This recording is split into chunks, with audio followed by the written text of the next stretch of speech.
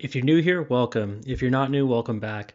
This is Zero Taxes, Zero Fees, a channel that covers strategies and tactics to become an ultra high net worth individual by rapidly growing wealth while minimizing taxes and financial fees. In this video, I'm going to share what my insane financial goals are and more importantly, why I've set these goals. I'm not exaggerating when I say these goals are insane. I'm really going big with these and may need a miracle or two to achieve them. Although my net worth is currently around 1.5 million, my wealth is not growing fast enough to meet my current financial goals and more importantly, my life goals. Most videos make you go through a lot of filler before getting to the good stuff, but I don't have time for that, so let's get right to it. What are my insane financial goals? My insane financial goal is to own a bank in 10 years by 2033. Yes, a bank, not shares in a bank, not a credit union, not some metaverse crypto cyberpunk bank, but a real bank. The goal is to own a controlling interest in a fully licensed and operating bank in the United States by 2033. So, how will I measure the progress toward my goal? I will need a minimum of 10 to 15 million in capital to purchase a bank. Although I will likely work with investors to raise the full amount of capital needed, I would like to have the ability to cover the majority of this myself. Since it is difficult to measure my progress against the nebulous goal of owning a bank, I will use my net worth to track my progress towards having the capital needed to achieve the end goal of owning a bank. The secondary goals I'm setting to track my progress are becoming a mid-tier millionaire in 5 years, which means having a net worth of $5 million to $30 million, and becoming an ultra high net worth individual in 10 years. That's having a net worth of greater than $30 million. As with the purchase of any business, timing is important. I won't be purchasing any banks if the price of banks are too high to realize a reasonable rate of return on investment. Using these secondary goals will help me know how close I am to being able to realize my primary goal. So why do I want to own a bank? This may sound hard to believe, especially if you're the type of person that likes to throw around phrases like eat the rich, but I want to own a bank in order to help other people. Yes, of course, owning a bank could help me financially if I'm successful, but there are hundreds of other businesses that could make more money than a bank with way less rules, regulations, and liabilities to deal with. I want to own a bank so I can help people by investing in the communities, the companies, and country that I care about. This will enable me to help others and build the future I want to see. Today, so many people are struggling to get by. They don't have the extra income or the time required to save and build wealth. One of my primary goals with a bank would be offering innovative products and services to help people build wealth. I want to help people build wealth without them even realizing it's happening. In the United States, around 51% of people with access to a 401k retirement savings plan through work chose to enroll in it. When employers automatically enrolled their employees, the number who were enrolled in the retirement plan was 90%, and that held even after 3 years. The simple act of having to opt in led to 39% less employees using the 401k plan to save for retirement. A small change in the process will make a massive difference in these people's lives over a long enough time period. Many of them will slowly build wealth without even realizing it. Now, obviously, you can't just auto-enroll people into services in the banking industry unless you're Wells Fargo. But this shows how a small change can have a large positive impact on generating wealth. The Acorns app is another good example. When you link your debit or credit cards to the app, it will round up the amount of your purchases to the nearest dollar and invest that amount. It's not much money at first, and you'll never miss it, but big things start as small things. Thus the name of their app, Acorns, because tiny acorns grow into mighty oak trees. These examples provide a glimpse at the type of financial services I have in mind when I talk about helping people build wealth without realizing it. In addition to savings and investment services, I think there's a lot of creative things with home loans and transportation loans that I'd like to experiment with. So, why do we need to change things? What's wrong with the banks we have today? Let's look at the banks that we have today and the unbanked. Banks don't have the best reputation, and although the majority of people will likely never have a positive view of the banking industry, there are certain things they could do to make themselves more likable. In 2019, banks in the United States collected over $15 billion in overdraft fees. Overdraft and non-sufficient fund penalties made up 2/3 of all fee revenue. 80% of those fees came from just 9% of customers. I'm sure you can guess who these people are. It's the poor. The poor that are wealthy enough not to be the unbanked, but still living paycheck to paycheck. Basically, those who cannot afford these unnecessary fees are the ones paying them.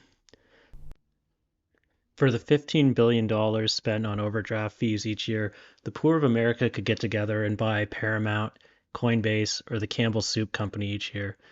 Any one of these would be a better investment than overdraft fees.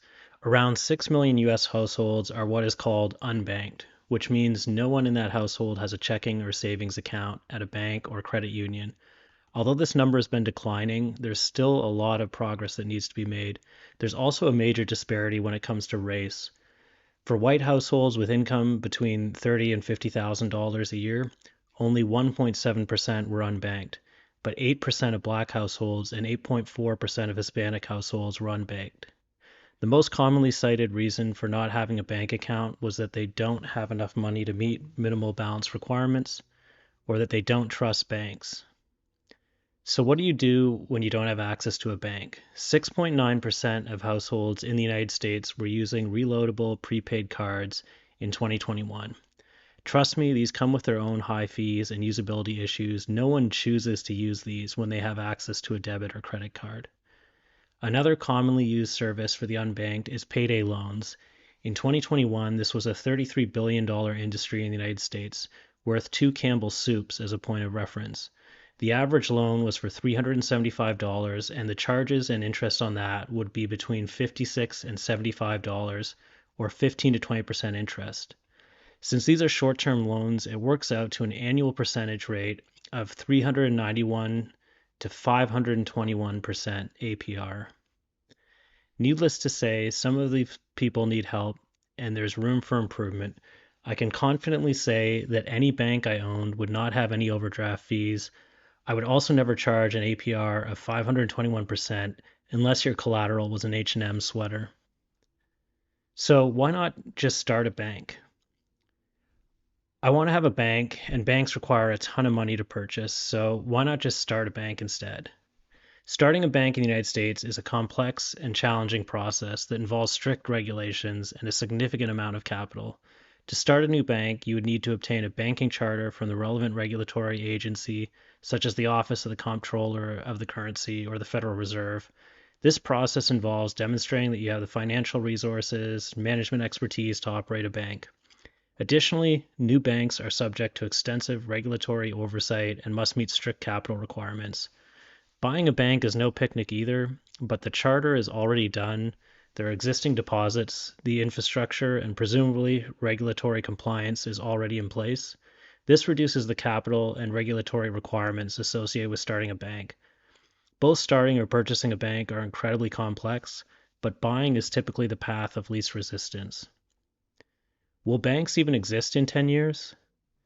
This is a valid question. Banks are rapidly evolving, and it's possible that banking 10 years from now will look very different from what we have today.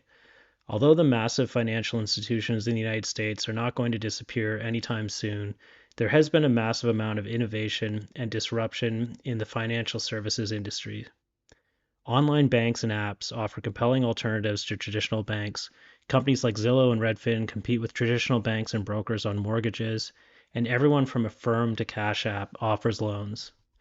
Regardless of what you think of crypto, there is a real risk that government-controlled fiat currencies will lose ground to alternatives. Although most cryptocurrencies today are not a viable alternative to the US dollar, they have found traction in developing countries, offering a welcome alternative to watered-down domestic currencies. Technology advances quickly, and it's almost impossible to imagine what innovations we might see in blockchain and crypto over a decade. So, what does the future of banking look like? If banks still exist, which I'm clearly betting they will, it'll be an incredibly competitive environment. In buying a bank, I would personally like to own as few physical branches as possible, but having a presence in the communities I want to have an impact on may require having some physical branches. Automation will be critical to reduce costs when it comes to processing transactions and loan origination. An efficient cost structure will be necessary for any bank that wants to provide services to low-income households. More banking solutions as a service will be available. Banks will need to choose carefully and invest in the areas they can truly add value and offload to other services in areas where they cannot. Robo-advisors will be free and expected feature for wealth management. While human financial advisors will probably still exist, they will need to focus on relationship management when 90% of their jobs automated. The race to the bottom in financial fees will make it increasingly difficult for banks to offer a personal touch. 10 years from now, the banks that will exist will need to have something unique and valuable to offer people if they want to increase their customer base in a highly competitive environment. I think banks will also have to be more proactive about creating opportunities to invest rather than participate in a race to the bottom chasing the same investments everyone else is. Only the largest and smartest will survive, and just maybe there'll be room for one more small player to carve out a niche in the industry. So, what am I going to do with a bank? As I mentioned throughout the video, the primary purpose of owning a bank is to help people build wealth. I want to help create the type of financial products I want to see in the world. Having a bank would enable me to invest in companies and communities I care about and help build a better future. So, what needs to happen to hit these goals? I will cover my plan to hit these goals in another video, but to have any shot at making these goals, I will need to rapidly increase my wealth. I will need to make more money in the next 5 years than I've made in my entire life, and I will need to do all of this while attending to other important matters in my life, like working and starting a family. Piece of cake, right? Right?